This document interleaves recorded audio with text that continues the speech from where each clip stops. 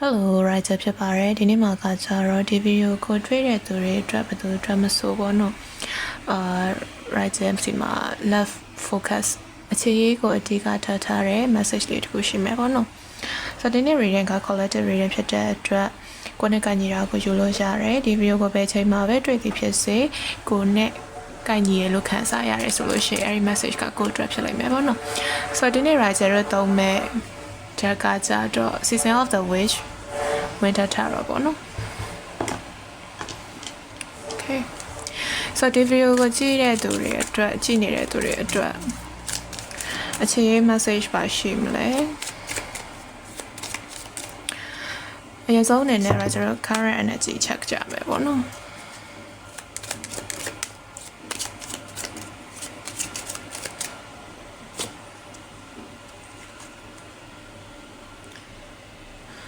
7 of swords so ဒီ video ကိုကြည့်နေတဲ့သူအများစုသိပေါ့နော်လက်ရှိမှာအခြေရေးနဲ့ပတ်သက်လို့ကိုရိုရဲ့အခြေရေးနဲ့ပတ်သက်လို့နည်းနည်း negative အတွေးတွေဝင်နေနိုင်လောက်တယ်ပေါ့နော် single ပဲဖြစ်ဖြစ် as ရှိတာပဲဖြစ်ဖြစ်ဒီ relationship တွေပဲဖြစ်ဖြစ်ပေါ့နော်လက်တလုံးမှာကိုယ်စိတ်ထဲကအရင်တော့က past event နဲ့အရင်တော့ကအကြောင်းအရာတွေကိုပြန်တွေးမိပြီးတော့အဲ့ဒီအရာတွေအတိုင်းအဲ့ဒီအမြင်နဲ့ကြည့်နေမိတတ်တယ်ပေါ့နော် maybe အရင်တော့ကကိုယ့်ရဲ့ past event မှာကကိုဒီသစ္စာဖောက်တာမျိုးခံစားရခဲ့တာဖြစ်ကောင်းဖြစ်မယ်ဒါမှမဟုတ်ရှင်လေကိုနာကျင်စေတာဒါမှမဟုတ်ရှင်ကိုစိတ်ဒုက္ခပေးခဲ့တဲ့အရာလေးတွေပေါ့နော် trigger ဖြစ်စေတဲ့အရာလေးတွေကိုလက်ရှိကိုယ့်ရဲ့အခြေအနေမှာ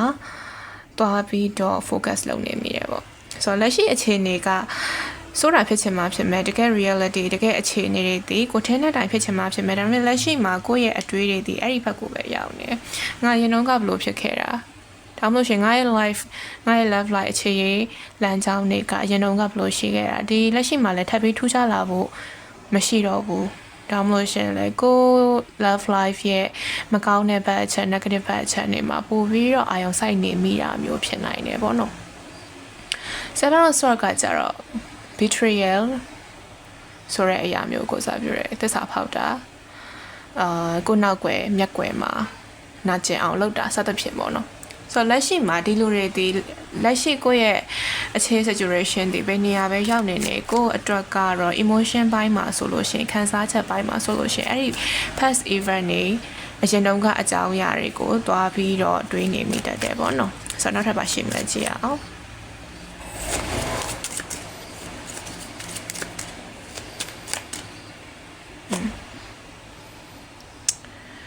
Queen of Swords Artisan of Winter Swords ဒီမှာဆိုလို့ရှိရင်ဒီက Queen of Swords ပေါ့နော်ထူးဆန်းတာကဘာလဲဆိုတော့ခုရပိုင်း reading တစ်ခုစီတင်ထားတယ်ပေါ့နော်ဒီ3ရက်အတွင်းမှာ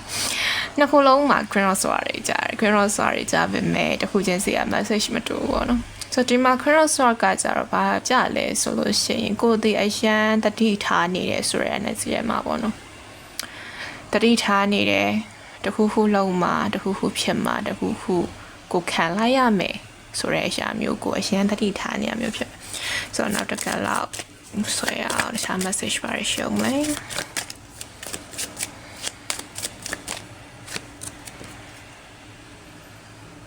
ဟမ်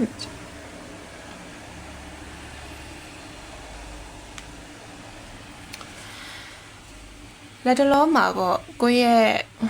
အခြေအနေတွေဒီပေါ့နော်ဘယ်နေရာကိုမှရွေ့နေတယ်လို့မခံစားရတာမျိုးဖြစ်လိမ့်မယ်Several sort မှာလိုမျိုးကိုယ့်ရဲ့ past event တွေရှိခဲ့တယ် past trauma တွေရှိခဲ့တယ်အတိတ်ကအကြောင်းအရာတွေအတိတ်ကဖြစ်ရတဲ့လက်ရှိကိုယ့်ရဲ့အတွေးတွေကိုပုံဖော်နေတဲ့ပုံသွင်းနေတဲ့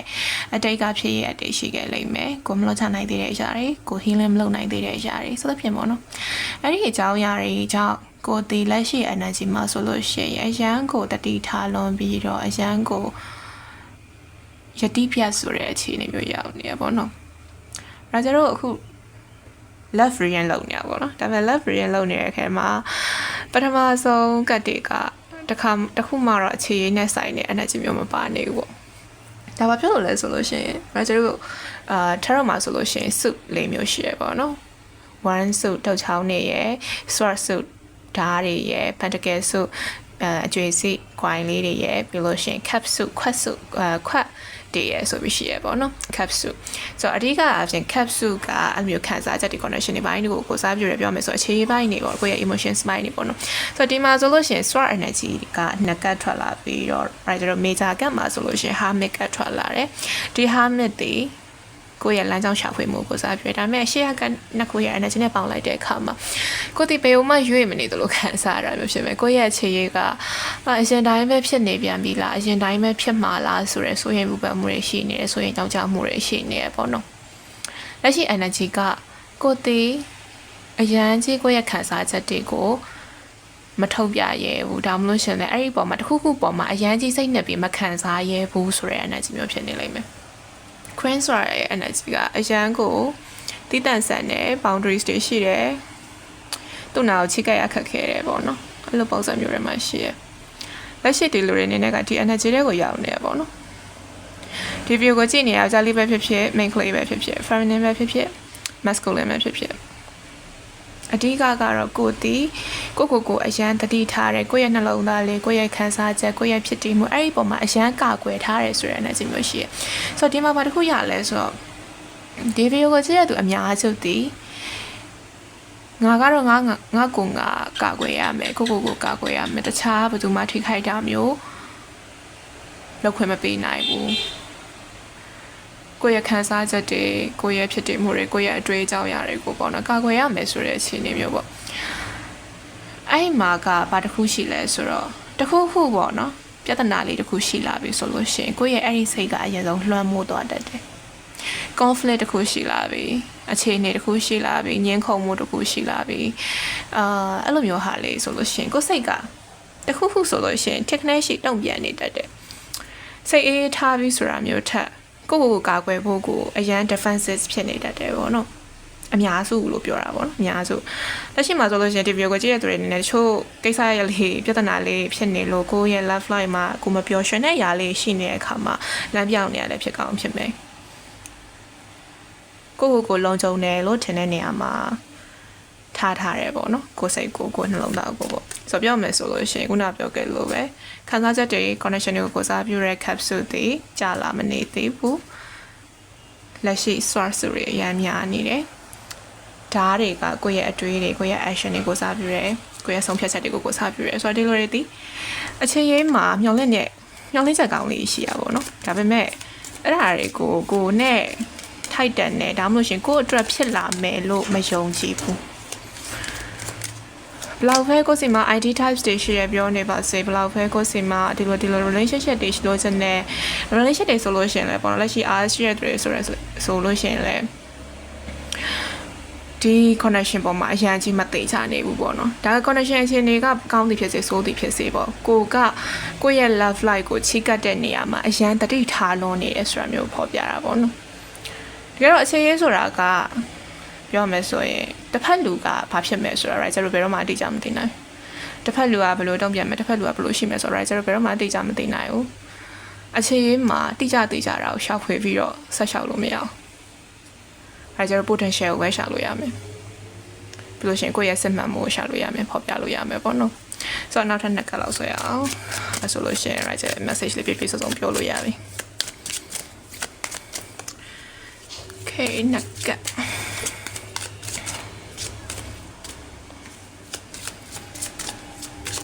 မလာခြင်းနေဘူးလို့ခံစားရပေါ့နော်ထွက်မလာခြင်းနေဘူး okay ဒီလိုရတဲ့နောက်ဆုံး2ကလောက်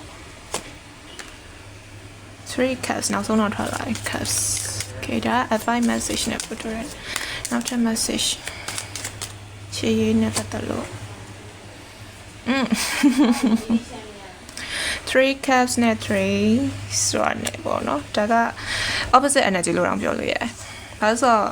ခွက်3ခွက်3 cups ကပျော်ရွှင်မှုနဲ့ဒါဟိုအရင် read ထဲမှာလည်း right ထွက်ခဲ့ဘူးလေ။ပျော်ရွှင်မှုဆိုတဲ့အရာကိုစပြရဲ3 sword ကကြတော့ကြေကွဲမှုဝမ်းနည်းမှုနာကျင်မှုတွေကိုစပြရဲဒီခါကျလို့ရှိရင် break up ဆိုတဲ့ဥစ္စာကိုစကားကိုစားပြရဲပေါ့နော်။ဆိုတော့ break up ဆိုတဲ့ဟာမှာဒီ ခွဲခွာရဲပါတယ်ဆိုတာမျိုးတဲ့အဓိကတော့ဒီမှာ internet struggle ကိုပို့ပြီးတော့မြင်နေပေါ့နော်ကိုအတွင်းထဲကဖြစ်နေတဲ့ခက်ခဲမှုကိုအတွင်းထဲကရုန်းကန်နေမှုပို့ပြီးတော့မြင်နေဘာဖြစ်လဲဆိုတော့ site analysis မှာကျွန်တော်7 star နဲ့ကြားထားတယ်7 star ဒီကိုယ်တိုင်ရဲ့စိတ်အတွင်းထဲက conflict တွေတွေ့တော်နေမှုတွေမသေးချာမချေရမှုတွေပေါ့နော်အဲ့လိုပုံစံမျိုးကိုပို့ပြီးတော့ခံစားရတယ်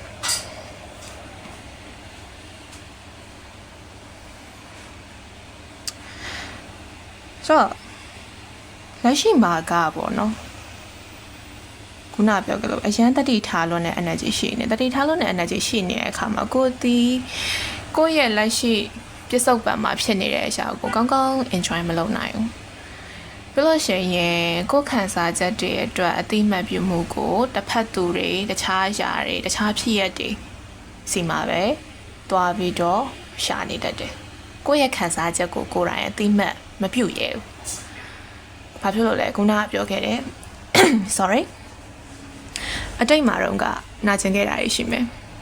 ဒါမှမဟုတ်ရှင်လဲအတိတ်မှာတော့ကကိုယ့်အတွက်အဆင်မပြေခဲ့တာရှိမယ်ဒါရဲ့အရန်ကြီး breakdown ဖြစ်ချင်မှဖြစ်မယ်ဒါပေမဲ့ဒါကိုတက်တက်လုံးဆွဲလာတဲ့အမြင်တွေရှိနေတယ်ငါရဲ့ love life ကတော့ဘလို့ငါရဲ့ဘဝကတော့ဘလို့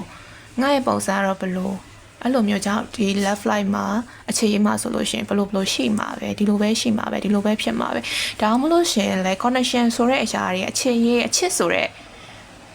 concept အပေါ်မှာအချစ်ဆိုတဲ့ပုံစံအပေါ်မှာကိုယ့်ရဲ့သဘောထားကအရန်ကြီးယုံကြည်မှုမရှိနေဘူးဒီလိုတွေအရန်ကိုအချစ်ကိုအရန်ယုံကြည်ရဲလို့မခံစားရဘူးဒါတော့အချက်ကယုံကြည်ရမှာမဟုတ်ခံစားရမှာပေါ့နော်ခံစားရတာ express လောက်ကြတာပေါ့နော်ဆိုတော့တရားရေးရပိုင်းနဲ့ကြည့်ရဲဆိုလို့ရှိရင်တော့ဒါတွေအကုန်လုံးအစွဲတွေပေါ့အဲကြတော့တရားနဲ့ကြည့်မယ်ဆိုလို့ရှိရင်ဒါပေမဲ့ဒီလောကမှာအဲကြတော့ဒီ connection တွေတွေ့ဆုံကြုံခွဲဒါမှမဟုတ်ရင်ပေါင်းစီအဲ့လိုမျိုးကလာမှာဘဝမှာဒါတွေကကြတော့ကိုယ့်ရဲ့အတွင်းပိုင်းတွေကိုအရင်ဆုံးဖြေရှာဖို့လိုတဲ့ရှားတွေပေါ့နော်ဆိုတော့ပြောခဲ့လို့ပဲ connection တွေပေါ်မှာအချစ်ပေါ်မှာကိုယ်တည်အရင်ကြီးယုံကြည်မှုမရှိနေဘူးချစ်ချင်းမြတ်တာဆိုတဲ့အရာပေါ့နော်ချစ်ချင်းမြတ်တာဆိုတဲ့အရာမှာတချို့တွေအတွက်ကတော့ပေါ့နော် right ထင်တာကတော့ဒီဒီဇိုင်းတယောက်နဲ့ချစ်ချင်းမြတ်တာဆိုတာဒီအပြင်ကိုယ့်ရဲ့မိသားစုတချို့တွေမိသားစုissues လေး family issues လေးရှိလိုက်မယ်ကိုယ့်ရဲ့မိဘတွေနဲ့အဆင်မပြေတာကိုယ့်ရဲ့ဆွေမျိုးတွေနဲ့အဆင်မပြေတာဒါမှမဟုတ်ရှင်လေကိုယ့်ရဲ့မိသားစုနဲ့တယောက်ယောက်နဲ့ပေါ့နော်အဆင်မပြေတဲ့အကြောင်းအရာလေးရှိနိုင်တယ်ကိုယ်စိတ်ထဲမှာတော့ရှိနေတယ်ဒါပေမဲ့အဆင်မပြေနေဘူးလို့ခံစားရတာမျိုးဒါမှမဟုတ်ရှင်လေအဲ့ငငယ်တွေကပေါ့နော်ခုနကပြောခဲ့လို့ကိုပုံသွင်းခံရတဲ့ပုံစံတွေဒါမှမဟုတ်ရှင်ငငယ်တွေကကိုယ့်ရဲ့ပတ်ဝန်းကျင်မှာမြင်နေကြားနေရတဲ့အရာတွေဒီကိုယ့်ရဲ့အချစ်ဆိုတဲ့အရာပေါ်ပုံဖော်မှုကိုတက်ရောက်မှုလွှမ်းမိုးမှုအရန်ရှိနေတယ်ထဲတော့မြတ်တာပေါ့နော်ချစ်ချင်းမြတ်တာဆိုတာကလှတယ်လို့ပဲပြောမှာပေါ့လှတဲ့ຢာလေးတယောက်နဲ့တယောက်မြတ်တာရှိတယ်တယောက်နဲ့တယောက်ချစ်ခင်တယ်အဲ့လိုပုံစံမျိုးကတကယ်တော့နှွေးထွေးတယ်ဒီလူသားတွေရဲ့ရှင်သန်မှုမှာဆိုလို့ရှိရင်ဒါကအရေးကြီးတဲ့ခံစားချက်တွေကိုဖော်ပြရတယ်ပေါ့နော်ဒါပေမဲ့လက်ရှိမှာကကြတော့လူတွေကနာကျင်ရမှာကြောက်လာတယ်ပြီးလို့ရှိရင်မသေးကြတဲ့အရာတွေကိုကြောက်လာတယ်။ပြောမယ်ဆိုရင်အခြေကြီးကခုနပြောခဲ့လို့ပဲဘယ်တော့မှသေးကြမှာမဟုတ်။ဘယ်တော့မှအတိအကျသိရမှာမဟုတ်။ဖြစ်နိုင်ခြေဆိုတာကို writer ရှာလို့ရတယ်။ဖြစ်နိုင်ခြေဘလို့ရှိတယ် Photoshop ဘလို့သွားတယ်။ဒါက connection မှာဆိုလို့ရှိရင်တယောက်နဲ့တယောက်ဘယ်လောက်ထိရင်းရင်းနှီးဆက်သွယ်နိုင်လဲတိုင်းပြောဆိုနိုင်လဲ communication ကောင်းလဲဆိုတဲ့ပေါ်တွေမှာလည်းမူတည်တယ်။တယောက်နဲ့တယောက်ရဲ့ values တယောက်နဲ့တယောက်တမိုးထားတဲ့အရာတွေပေါ်မှာဘယ်လောက်ထိညှိနှိုင်းနိုင်လဲဆိုတဲ့ပေါ်လည်းမူတည်တယ်။ဆိုတော့ဒါက connection နဲ့ဥမာပေါ့နော်လက်ရှိမှာကိုက toxic energy တွေရောက်နေတယ်တိတ်ပြီးတော့အဆင်မပြေတဲ့ energy တွေရောက်နေတယ်ဆိုလို့ရှိရင်အဲ့ဒါကိုအရင်ကြီးသိခံမှုပြောရမှာအဓိကပြောချင်တာကဒီ message တွေကိုယ့်ရဲ့ခံစားချက်တွေကိုအရင်ကြီးထိန်းချုပ်မထားဘူးပြောချင်တယ်ကိုယ့်အတွက်ကိုဒီလက်တွေ့ကြကြကာကွယ်တာဂိုင်းတွဲတာကိုယ့်ရဲ့ရှေ့ဆက်တိုးတက်မှုအတွက်ကိုဖြတ်ချတဲ့ connection တွေဖြတ်ချရတယ်ဖယ်ရှားတဲ့အရာတွေကိုဖယ်ရှားရဲ move on လုပ်တဲ့အရာတွေ move on လုပ်တဲ့ဆိုတာကတပိုင်းကိုယ့်ရဲ့ခံစားချက်တွေပေါ်မှာကိုမဖော်ပြချင်တာကိုယ့်ရဲ့ခံစားချက်တွေကိုအသိမှမပြုချင်တာတပိုင်းပေါ့နော်ချက်ချင်းမြတ်တာမှာဘာလဲဆိုလို့ရှိရင်မှားပြီးချစ်မိမှကြောက်ကြတယ်ဒီလူတွေဒီမှားပြီးချစ်မိမှကြောက်ကြတယ်မှားပြီးတော့ကိုယ့်ရဲ့စိတ်တွေကိုအဆုံးစွန်ထိအရန် invest လုပ်လိုက်မိမှအရန်စိတ်နှစ်လိုက်မိမှကြောက်ကြတယ် Queen Star ရဲ့ energy ဒီအရန်ထင်ရှားနေတယ်တတိထားတယ်ပေါ့နော်တတိထားလွန်တယ်အဲ့ အဲ့ဒါကြောင့်ကိုယ့်ရဲ့ခံစားချက်ကိုပေါ်မှာတော့အရန်ကြီးသိမှတ်မပြုတ်နိုင်နေဘူးအခြေရေးကောင်းတယ်ဆိုတာအပထားလောလောဆယ်မှာကိုယ်တိုင်နဲ့ကို conflict ဖြစ်နေတယ်ဆိုတော့လက်ရှိမှာဒီ saturation ဒီ video ကိုကြည့်တဲ့သူတွေဒီ saturation ပေါင်းစုံတော့ရှိနိုင်တယ်အခြေအနေပေါင်းစုံတော့ရှိနိုင်တယ်ခုနပြောခဲ့လို့ပဲ relationship တွေကိုတက်ဆိုင်နေတဲ့သူတွေက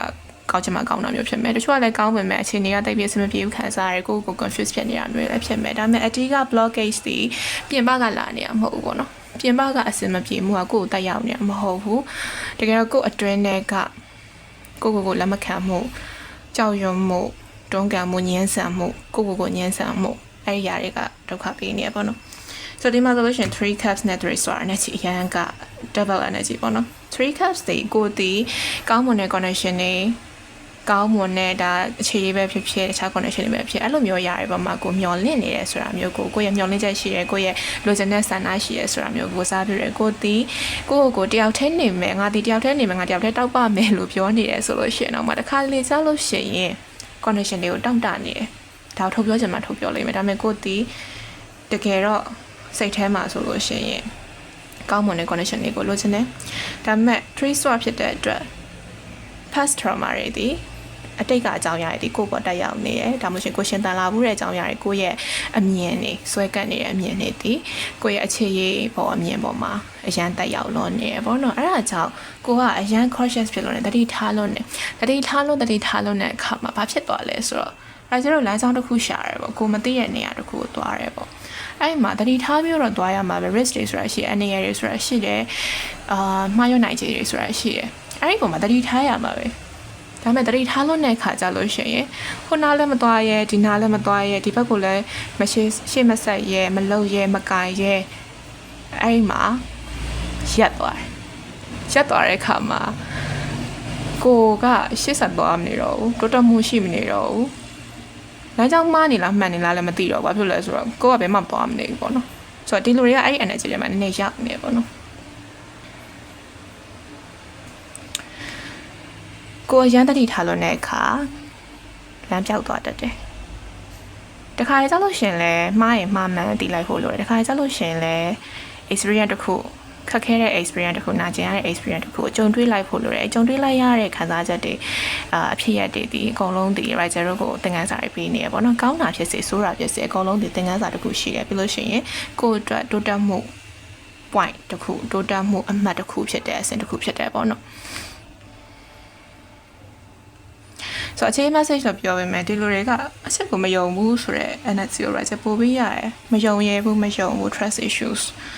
ခုနပြောခဲ့လို့ပဲအတိတ်ကအကြောင်းအရာတွေပေါ်နဲ့မူတည်ပြီးတော့ပဲလက်ရှိ reality ကိုဆုံးဖြတ်နေတယ်လက်ရှိအခြေအနေကအရန်ကြီးစိုးနေတာဖြစ်ကောင်းဖြစ်ချင်မှဖြစ်မယ်ဒါပေမဲ့ကိုတီလက်ရှိဖြစ်နေတဲ့တကယ် energy ထက်တကယ်အခြေအနေထက်ကိုယ်စိတ်ကိုပို့ပြီးနှိပ်စက်နေတာဘာလို့လဲကိုအတွင်းနဲ့ကခံယူထားတဲ့အရာတွေကိုအတွင်းနဲ့က belief တွေယုံကြည်မှုတွေအမြင်နဲ့သတ်မှတ်ထားတဲ့အရာတွေဒါကတော့ဒီလိုဖြစ်မှာကိုယ်စိတ်ထဲမှာကိုဟာနဲ့ကိုဒီဟာကတော့ဒါပဲရှိမှာဘာမှမဖြစ်တော့ဒီလိုပဲဆိုတဲ့ဟာမျိုးမပြောင်းလဲတဲ့အမြင်တွေရှိနေတယ်ပုံသေးကားချက်တွေဖြစ်နေရပေါ့နော်အဲ့ဒါကြောင့်လဲလက်ရှိမှာအခြေရေးကဘယ်နေရာမှမရောက်နေဘူးလို့ခံစားရတာမျိုးဖြစ်မယ်ဆိုတော့လက်ရှိမှာကပြောမှဆိုရင်လက်ရှိ love life အတွက် message ဆိုလို့ရှိရင် single တွေဆိုလို့ရှိရင် maybe ကိုယ့်ရဲ့အတွေ့အမြင်ပုံစံတွေကို shift လုပ်လိုက်ဖို့လိုတာဖြစ်မယ်ကိုယ့်ရဲ့ခံစားချက်တွေကိုချစ်တယ်ဆိုရင်ချစ်လိုက်သဘောကျတယ်ဆိုရင်သဘောကျလိုက်အဲ့ဒါကိုညှင်းဆန်နေတယ်ဘာဖြစ်လဲဒါ writer တို့ human emotion တွေလူသားတွေရဲ့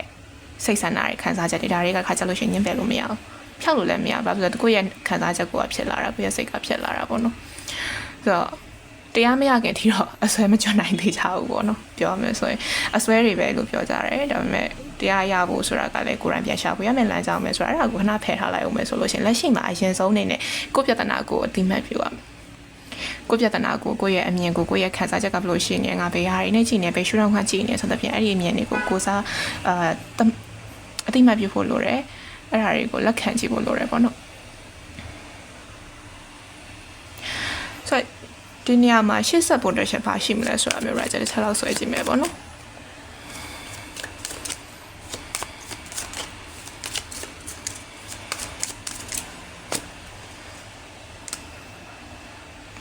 magician ကြလာတယ်ပေါ့ magician ဆိုတာက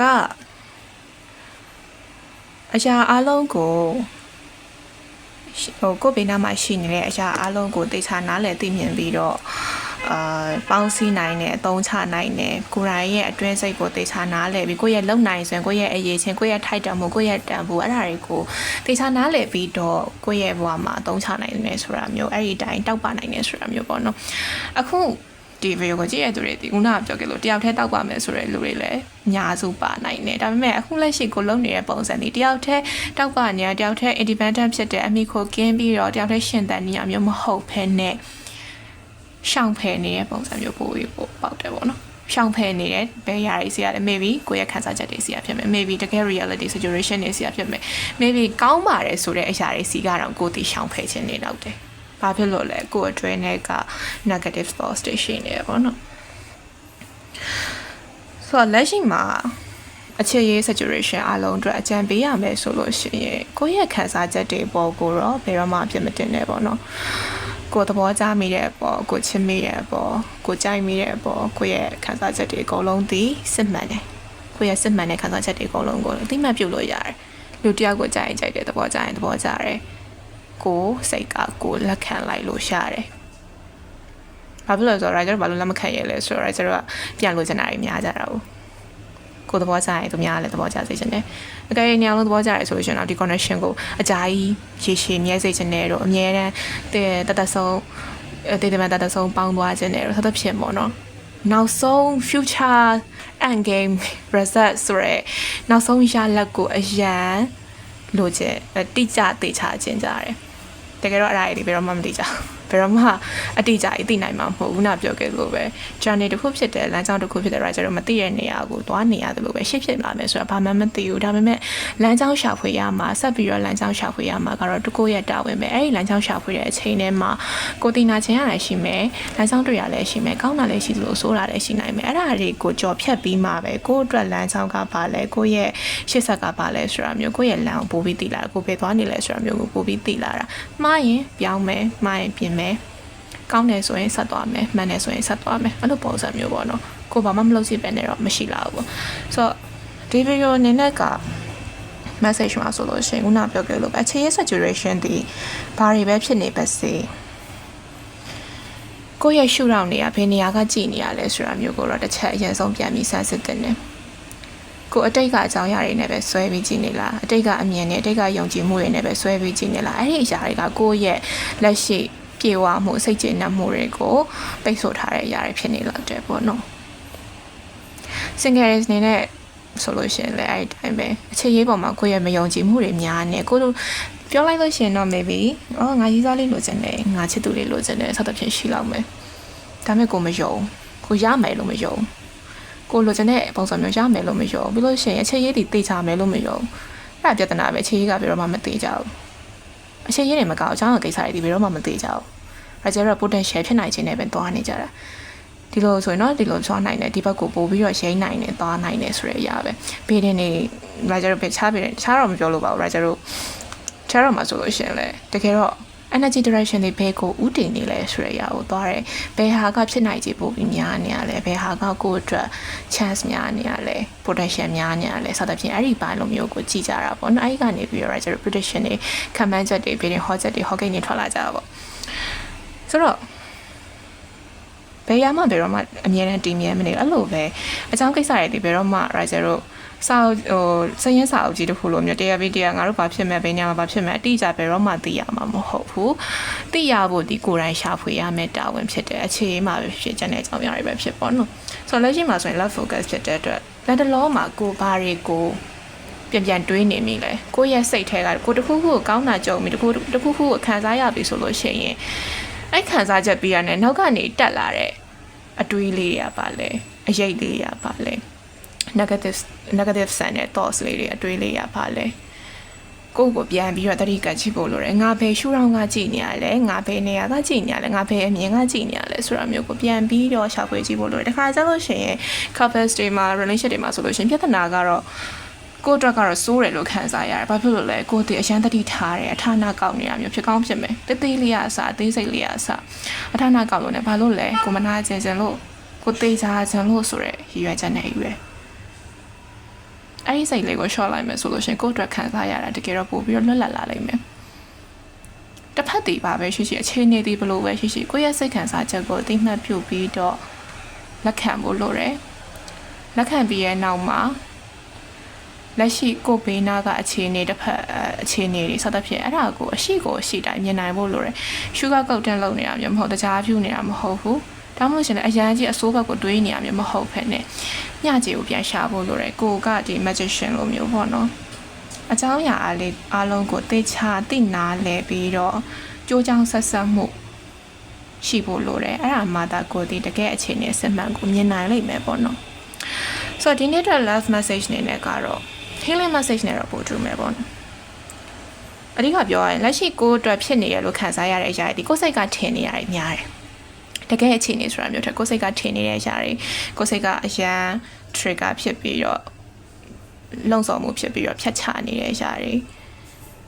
ကိုပိုင်အမြင်နဲ့ပဲဆုံးဖြတ်နေတဲ့အရာရှိသေးတယ်ကိုမသိသေးတဲ့အကြောင်းအရာတွေရှိနေတယ်ကိုမမြင်သေးတဲ့အကြောင်းအရာတွေရှိနေတယ်ကိုလွတ်နေသေးတဲ့ information တချို့ရှိနေသေးတယ်ဆိုတော့လက်ရှိမှာအခြေရေးမှာဘာပဲကြုံနေပေါ့နော် single ပဲဖြစ် couple ပဲဖြစ် crush တွေပါညာတွေပဲဖြစ်ဘာပဲကြုံနေအရင်ဆုံးအနေနဲ့အချစ်ဆိုတဲ့ concept ပေါ့ကိုဘယ်လိုခံယူထားတာလဲ relationship တွေဆိုတဲ့ concept ပေါ့သဘောတရားပေါ့ကိုဘယ်လိုခံယူထားတာလဲအဲ့ဒီခံယူထားမှုတည်တစ်ဖက်သက်ဖြစ်နေလားအရန်ဆွမ်းရောက်နေလားအရန်အဆိုးမြင်နေလားအရန်ကောင်းမြင်နေလားအဲ့လိုမျိုးအမြင်တွေကိုပြန်ပြီးတော့ချိန်ညှိလိုက်ဖို့လိုတယ်ပြီးရင်ကကြတော့ကိုယ်ခံစားချက်တွေကိုပွင့်ပွင့်လင်းလင်းလက်ခံလိုက်ပေါ့နော်ငင်းဆန်မနေနဲ့တွန်းကန်မနေနဲ့အရင်ပိတ်လောင်မထားနဲ့ခံစားချက်တွေကိုရှင်းသန်ခွင့်ပေးလိုက်ပြီးရင်ကကြတော့ love line နဲ့ပတ်သက်လို့ကိုရှေ့ဆက်လုပ်တဲ့ action တွေမှာကိုယ့်ရဲ့စိတ်ပြေဝမှုကိုပို့ပြီးတော့ထည့်ထားဖို့လိုတယ်အဲ့ဒါအရင်ဗီဒီယိုမှာတော့ပြောခဲ့ပို့တယ်ကိုယ့်ရဲ့စိတ်ရင်းစေတနာကိုပေးလိုက်တာကကိုယ့်ရဲ့အရှုံးမဟုတ်ဘူးကိုယ့်ရဲ့စစ်မှန်မှုအနိုင်တစ်ခုဖြစ်တယ်ကိုယ့်ရဲ့စိတ်ရင်းစေတနာကိုတစ်ဖက်လူကဘာလုပ်သည်ဖြစ်စေတစ်ဖက်လူရဲ့အကျိုးတစ်ဖက်လူရဲ့ရလဒ်ပဲတစ်ဖက်သူကလက်မခံဘူးတစ်ဖက်သူကသစ္စာဖောက်သွားတယ်တစ်ဖက်သူကကိုယ်အနာကျင်အောင်လုပ်တယ်အဲ့ဒါဒီသူ့ရဲ့ loss ပဲသူ့ရဲ့ဆုံးရှုံးမှုပဲကိုယ့်ရဲ့ဆုံးရှုံးမှုမဟုတ်ဘူးဘာဖြစ်လို့လဲဆိုတော့ကိုကစစ်မှန်နဲ့ရပေးထားတာကိုယ်စီမှာဆုံးရှုံးနေဆိုတာမရှိဘူးအာနာစရာမရှိဘူးအဲ့လိုပုံစံမျိုးပေါ့နော်ဆိုတော့အဓိကကတော့ဒီ message ကပြန်ပြီးတော့အမြင်တွေကိုပြောင်းကြည့်ဖို့လိုတယ်ကောင်းတာတွေလည်းရှိတယ်ဆိုတာမျိုးယုံကြည်ဖို့လိုတယ်ကောင်းတာတွေလိုချင်တယ်ဆိုရင်ကောင်းတာတွေရှိတယ်ဆိုတာယုံကြည်ဖို့လိုတယ်အချစ်ကိုလိုချင်တယ်ဆိုရင်အချစ်ရှိတယ်ဆိုတာယုံကြည်ဖို့လိုတယ်ယုံကြည်ရဲဖို့လိုတယ်ကိုလှောင်ပိတ်ထားတဲ့နေရာကနေထွက်လာဖို့လိုတယ်အဲ့လိုသားဆိုလို့ရှိရင်ကိုယ့်ရဲ့ love life ဒီ transformation တေချာပေါက်ဖြစ်လာပါဆိုတော့ magician နဲ့ writer တို့ဆုံးသက်ထားတယ် magician ဒီကိုလိုရှိရဖန်တီးနိုင်မှုကိုစားပြီးရကို manifest ချင်တဲ့အရာတွေ manifest နိုင်မယ်ကိုလိုချင်တဲ့ ideal relationship တွေရနိုင်မယ်ကောင်းမွန်တဲ့လူ right person soul mate ပါပဲဖြစ်ပေါ့နော်လူတွေ writer တို့ရဲ့ idea အနေနဲ့ပါတယ်ရှိကြလဲပေါ့အဲ့ဒီပုံမှာကိုရနိုင်မယ့်အရာရှိတယ်ကိုကဘာဖြစ်လို့လဲအဲ့ဒါနဲ့ထိုက်တန်တယ်ဒီဗီဒီယိုကိုမြင်တဲ့သူတွေဒီအဲ့ဒါနဲ့ထိုက်တန်တယ်ကောင်းမွန်မှုနဲ့ထိုက်တန်တယ်ကောင်းမွန်တဲ့လူကောင်းမွန်တဲ့ connection စစ်မှန်တဲ့ connection စစ်မှန်တဲ့ခံစားချက်ချစ်ချင်းမြတ်တာအဲ့ဒါကိုရဖို့ကရှိနေပြီးသားပဲဒါပေမဲ့လောလောဆယ်မှာကိုကလိုချင်တာတော့ရှိရယ်ဒါပေမဲ့စိတ်ကမယုံကြည်တဲ့အခါလက်မခံနေဘူးကိုစီမှာကောင်းတဲ့သူဥမာကိုရဲ့လက်ရှိတချို့တွေဆိုရှင်ကိုရဲ့လူကကောင်းနေတယ်ကိုရဲ့သက်ဆိုင်သူကကောင်းနေဆိုတော့မယုံဒီလူကတကယ်ကောင်းတာဟုတ်ရဲ့လားဒီတယောက်ကတကယ်ဟောင်းတာဟုတ်ရဲ့လားအဲ့လိုပုံစံမျိုးပေါ့နော်ပြန်ပြီးတော့တွေးနေကြတာရှိလိမ့်မယ်ဆိုတော့အဲ့လိုမျိုးပေါ့ကိုရှိမှာကောင်းတာရှိနေတော့ကောင်းတာမမြင်နိုင်တော့တာဒီကိုအတွေးတွေကနှောက်ယှက်နေလို့ဖြစ်တယ်လောလောဆယ်မှာ writer တို့ကိုရဲ့ mindset လေးကို shift ဖို့လိုတယ်ကိုရဲ့ perspective အမြင်လေးကို shift ဖို့လိုတယ်အဲ့ဒါဆိုလို့ရှိရင် shift လုပ်တယ်ဆိုတာနည်းနည်းလေးရွှေ့လိုက်ဖို့ပေါ့နော်ရွှေ့လိုက်ဖို့ပြောင်းလဲလိုက်ဖို့ချိန်ညှိလိုက်ဖို့ဒီနေ့ဒီရှူထောင့်ကကြည့်နေရတဲ့နည်းနည်းလေးတက်မှတ်ပြီးဒီဘက်ရှူထောင့်ကိုပြန်ကြည့်ရှူထောင့်အကုန်လုံးကိုမြင်နိုင်အောင်စူးစမ်းကြည့်ဖို့အဲ့ဒါဆိုလို့ရှိရင်ကိုယ့်ရဲ့အခြေအနေဒီထင်တယ်လို့မစိုးနေဘူးဆိုတာမျိုးလည်းသိလာရမယ်ပြီးလို့ရှိရင်အခြေအနေအစစ်မှန်ကိုလည်းပို့ပြီးသိလာရမယ်အဓိကကတော့ကိုယ်စိတ်ထဲမှာဆွဲနေတဲ့ယုံကြည်မှုတွေစိတ်ထဲမှာဆွဲနေယုံကြည်မှုတွေဆိုတာကဒီဟာကတော့ဒီလိုဖြစ်မှာပဲဆိုတော့ပုံသေးယုံကြည်မှုတွေအဲ့ဒီယုံကြည်မှုတွေကို ချိုးဖောက်ဖို့အချိန်ရောက်ပြီကို healing ယူဖို့လည်းအချိန်ရောက်ပြီလွှတ်ချတဲ့နာတွေကိုလွှတ်ချခဲ့ဖို့အချိန်ရောက်ပြီ move on တဲ့နာတွေကို move on ခဲ့ဖို့အချိန်ရောက်ပြီကိုရဲ့ trust issues တွေ family issues တွေဘာပဲဖြစ်ပါတော့ connection တွေမှာဆိုလို့ရှိရင်ကိုဆွဲကင်ထားတဲ့အာနာဒတရားတွေအမုန်းတရားတွေနာကျင်မှုတွေနာကြီးမှုတွေအဲ့ဒါတွေကိုလွှတ်ချခဲ့ဖို့အချိန်တန်ပြီဘာဖြစ်လို့လဲဆိုတော့ကိုကအဲ့ဒီစိတ်နဲ့ရှင်တန်နေလောကကြီးကအဲ့ဒီစိတ်ကအမြင်တိုင်းပဲဒါတွေပဲရှိနေရပဲဒီလိုပဲဖြစ်နေရပဲဆိုပြီးတော့အကောင်းကိုမြင်နိုင်မှာမဟုတ်တော့အလင်းကိုမြင်နိုင်မှာမဟုတ်တော့ကိုကကိုရဲ့စစ်မှန်မှုနဲ့ရှင်တန်မှကိုရဲ့ခံစားချက်ကိုလည်းပွင့်လင်းမှုရှိပြီးတော့လက်ခံမှုရှိပြီးတော့တကယ်စရင်မှန်တဲ့ယုံကြည်မှုအဲ့လိုမျိုးရှိမှကိုရဲ့အမြင်ကိုပြောင်းမှပဲကိုဒီကောင်းမွန်တဲ့အရာလေးတွေကိုတွေ့လာလိမ့်မယ်။ဘာဖြစ်လို့လဲဆိုတော့ကောင်းမွန်တဲ့အရာတွေကကိုယ်စီမှာရှိနေပြီးသားပဲ။ရဖို့ကရှိနေပြီးသားပဲ။တေချာပေါက်ဖြစ်ဖို့ကရှိနေပြီးသားပဲ။ကိုကကိုရဲ့ထိုက်တန်မှုခုနပြောခဲ့လို့ပဲအချက်ကိုလိုချင်ပေမဲ့အချက်ရှိတယ်ဆိုတာမယုံကြည်ဘူး။အဲ့လိုဆိုလို့ရှိရင်ဘယ်တော့မှရလာမှာမဟုတ်တော့ဘူး။ဘာလို့ကိုမှမယုံတာ။အရာရာတိုင်းက right ရဲ့ယုံကြည်မှုတွေနဲ့တိဆောက်ထားဖြစ်တယ်ပေါ့နော်။ဆိုတော့အရင်ဆုံးကိုအတွေ့အလေးတွေကိုပြန်ပြီးရှင်းလင်းဖို့လိုတယ် overthinking ဖြစ်နေတဲ့အရာတွေ trust issue တွေ past event တွေလက်မလွတ်နိုင်တဲ့အရာတွေပြန်ပြီးတွေးနေမိတဲ့အကြောင်းအရာတွေဝမ်းနည်းမှုတွေပူဆွေးမှုတွေအဲ့ဒါတွေကကြော်လွန်တဲ့ပြီဘာဖြစ်လဲဆိုတော့ကိုဒီလက်ရှိအဲ့ဒီအချိန်မှာရှင်သန်နေတာမဟုတ်တော့ဘူး right ကျတော့ရင်တော့နာကျင်ခဲ့မယ်လက်ရှိကိုအဲ့ဒီနာကျင်နေရတဲ့အချိန်မှာရှင်သန်နေတာမဟုတ်ကိုကြော်လာခဲ့ပြီရှေ့ကိုရောက်လာပြီအချိန်နေကြာခဲ့ပြီအချိန်နေလွန်ခဲ့ပြီအခုလည်းဖြစ်ထားတယ်ဆိုလို့ရှင်တော့ကိုတီလက်ရှိအဲ့ဒီစက်ဝန်ထဲမှာမရှိနေတော့လက်ရှိအဲ့ဒီဖြစ်ရထဲမှာရှိမနေတော့ကျတို့ဘဝတည်ရှိကိုဆက်ရွှေ့လာပြီးပြီဆိုဆက်ရွှေ့လာတဲ့အချိန်မှာကိုလက်ရှိဘေးပတ်ဝန်းကျင်တွေရဲ့ပတ်ဝန်းကျင်မြင်ကွင်းတွေလည်းပြောင်းနေပြီအခြေအနေတွေလည်းပြောင်းနေပြီကိုတီလည်းပြောင်းနေပြီအဲ့ပြောင်းနေတဲ့အပေါ်မှာ new version better version ကိုလက်ခံဖို့လိုတယ်အတိတ်က old version အဟောင်း version မှာပဲဆက်နေနေမယ်ဆိုလို့ရှိရင်ဘယ်လိုမှကိုက်ညီမှာမဟုတ်တော့ဘူးလက်ရှိအခြေအနေနဲ့ဘယ်လိုမှကိုက်ညီမှာမဟုတ်တော့ဘူးပေါ့နော်ဆိုတော့ကိုလက်ရှိကိုပြန်ပြီးဆွဲခေါ်ဖို့လိုတယ်ကိုရှင်တန်နေတဲ့နေရာဘယ်နေရာမှာရှင်တန်နေရလဲပြန်ပြီးတော့စဉ်းစားကြည့်ဖို့လိုတယ်ပေါ့နော်ဆိုတော့ဒီနေ့တော့ message လေးကတော့ဒီလောက်ပါပဲ video ကိုကြည့်ရှုပေးတဲ့အတွက်ကျေးဇူးတင်ပါတယ်